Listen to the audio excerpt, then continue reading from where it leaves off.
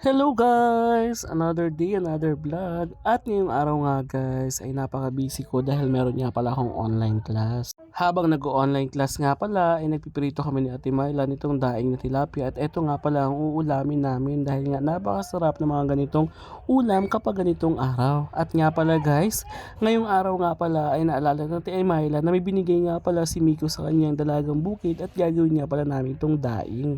Dahil nga kagabi pa ang nakalagay ito sa ice ba, kaya naisipan na lang namin itong idaing. Kaso nga lang guys, bigla na lang umulan, kaya sabi ko kay Ate Myla, sige ituloy na lang natin.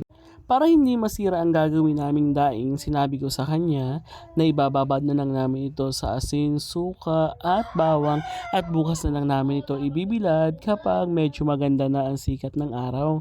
At sa mga oras nga na yan ay inumpisahan na ni Ate Myla ang paggagayat ng ating isdang dalagang bukid. Nakakatuwa lang guys no, dahil kapag nandito ka talaga sa tabing dagat, kapag may nagbigay sa ng isda, kapag maraming huli, pwede kang mag-imbak ng mga pwede nating ulamin lalo na kapag panahon ng tag-ulan.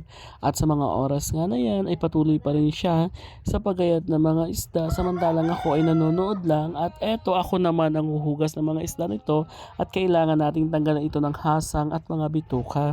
Masarap talagang idaing ang ganitong isda guys kasi malaman ito at kaso nga lang guys, kailangan linisan talaga natin ito ng maigi, tanggalan ng hasang at alisin natin yung mga bituka niya para hindi ito pangitlugan ng mga bango kapag binilad na ito sa arawan.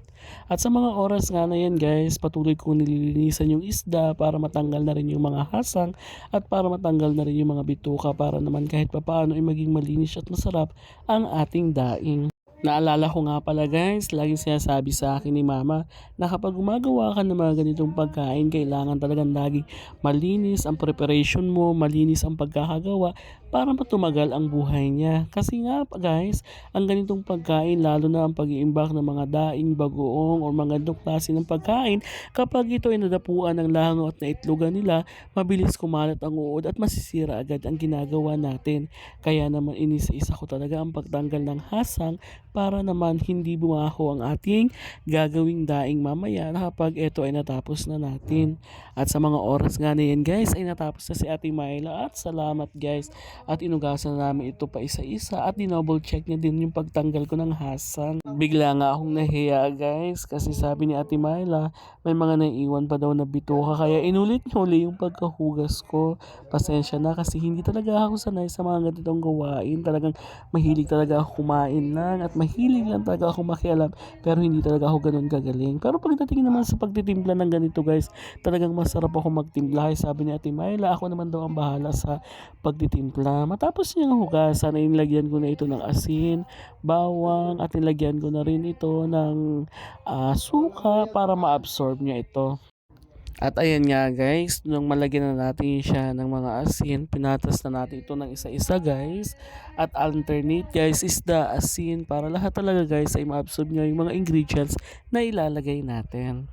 Paulit-ulit lang yung ginawa natin guys, no, hanggang sa matapos tayo sa pagpapatas ng ating idadaing na isda at talagang nakakatuwa lang guys dahil after ilang minuto guys na paggagayat at paglilinis namin ni Ate Myla, eto nakagawa na rin kami ng ating idadaing. At ayun nga guys, naisipan ko na medyo magdagdag ng asin dahil nga bukas pa namin ito ibilad baka kasi maskira ang ating idadaing na isda, sayang naman, kaya bukas ko naman ito ibibilad at sakto ma-absorb talaga ng ating isda ang amoy at lasa ng asin, suka at bawang na nilagay natin dito bilang pangunahing ingredient sa paggawa ng ating daing.